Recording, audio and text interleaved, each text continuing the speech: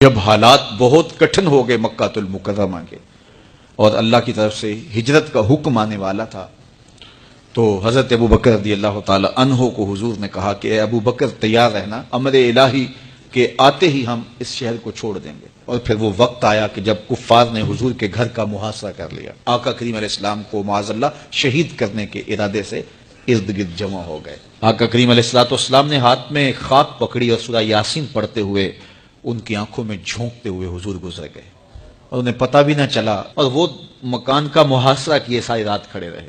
صبح بستر سے حضرت علی المرتضیٰ اٹھے، اللہ اکبر، تو آقا کریم علیہ السلام نکل گئے اور حضرت ابو بکر صدیق کے گھر تشریف لے گئے۔ اب دروازے کو دستک دینے لگے تو آواز آئی، حضور میں حاضر ہوں۔ حضرت ابو بکر صدیق تیار کھڑے تھے تو کہا ابو بکر تم تیار ہو؟ کہا حضور آپ نے کہا نہیں تھا کہ تیار رہنا، کبھی ہجرت کا حکم آ سکتا ہے تو میں تو اس دن سے ہی تیار رہتا ہوں کہ کب حضور آئیں اور جو فرمائے میں وہی کروں۔ اور پھر وہاں سے لے کے حضور کو وہاں تک گئے اور جبل سور کی چوٹی پر وہ غار ہے، اللہ اکبر، اس غار میں جانے سے قبل حضور کو باہر بیٹھنے کا کہا۔ عرض کی حضور ذرا میں غار کے اندر کے ماحول کا جائزہ لے لوں۔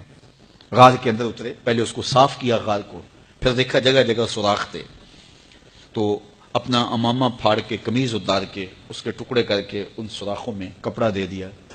2 سوراخ ایک روایت کے مطابق اور ایک روایت کے مطابق 1 سوراخ بچ گیا، اس میں اپنی ایڑی رکھ دی اور پھر آواز دی جان عالم اندر تشریف لائیے۔ تو آقا کریم علیہ السلام غار میں چلے گئے تو سیدنا صدیق اکبر رضی اللہ تعالی عنہ نے اپنی گود میں آپ کا سر رکھا اور حضور لیٹ گئے۔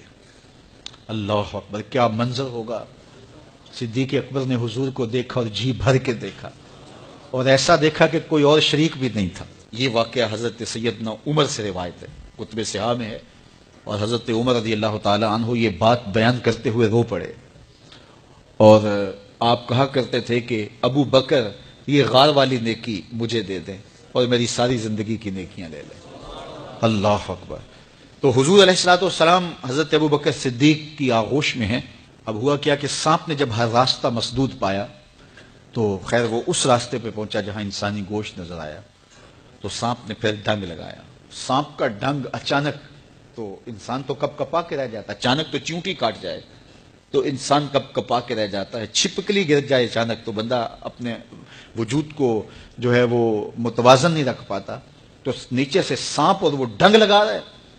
لیکن لفظ سنیے، یہ حضرت عمر کی روایت ہے کہ حضرت سیدنا صدیق اکبر نے اپنی ٹانگ کو جنبش نہیں آنے دی، مخافتا ان یتنبہ رسول اللہ، اس ڈر سے کہ کہیں حضور بیدار نہ ہو جائے۔ ساری توجہ ادھر رہی، بے اختیار آنکھوں سے آنسو ڈھلک پڑے، درد کی شدت اتنی تھی، اور آنسو گرے تو حضور کے رخسار پہ۔ آقا کریم بیدار ہو گئے۔ بیدار ہوتے ہی میرے حضور نے کہا مالک یا ابا بکر، ابو بکر کیا ہوا؟ تو یہ ہوتی ہے ہنگامی صورتحال۔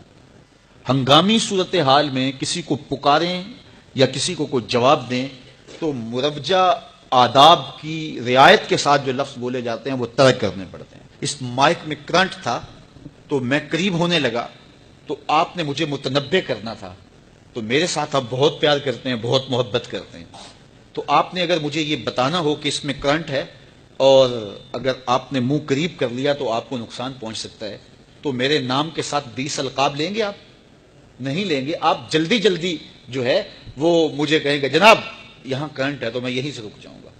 یہ تو ہے کہ آپ میرے لیے کر رہے ہیں، اور اپنے لیے کسی کو پکاریں تو پھر بھی یہی بات ہے۔ اللہ اکبر۔ اب حضور نے جب کہا نا مالک یا ابا بکر، ابو بکر کیا ہوا، تو اب ہنگامی صورتحال تھی نا، تو فوراً کہتے لدیخ تو ڈسا گیا، مجھے سانپ نے ڈس لیا، فوراً یہ کہتے نا۔ لیکن حضرت ابو بکر تیری محبت پہ قربان، کائنات میں آپ نے ایسا عاشق نہیں دیکھا ہوگا، سانپ ڈنگ پہ ڈنگ لگا رہا ہے اور ٹانگ شل ہو گئی ہے، زہر سرایت کر گیا ہے۔ حضرت ابو بکر نے جواب دیا لدغت فداک امی و ابی یا رسول اللہ، حضور میری ماں بھی آپ کے قدموں پہ قربان، میرا باپ بھی آپ کی راہوں پہ نچھاور، مجھے سانپ نے ڈس لیا۔ تو اس مشکل وقت کے اندر بھی ادب کا کرینہ نہیں چھوڑا۔